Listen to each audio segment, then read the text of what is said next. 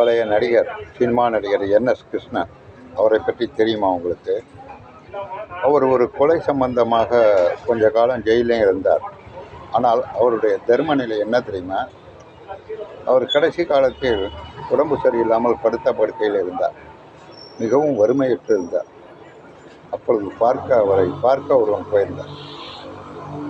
வந்து, ஐயா, என் பொண்ணுக்கு கல்யாணம் வச்சுருக்கேன், ஏதாச்சும் உதவி செய்யுங்க அப்படின்னு.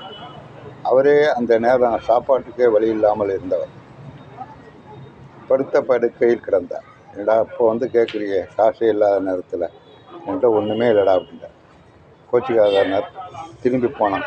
அவனை திருப்பி கூப்பிட்டாருங்க, வா கொஞ்சம். அவர் எப்போதும் மூஞ்சி கழுவுறதுக்கு ஒருத்தர் தங்க சொம்பு ஒன்று பெருசாக கொடுத்துருந்தார். இப்போக்கி என்கிட்ட இது தாண்டா இருக்குது, இந்த தங்க சொம்பை வச்சு எப்படியோ சமாளி அப்படின்னு சொல்லி கொடுத்தார். அவருடைய பெருந்தன்மை யாருக்கு வரும்?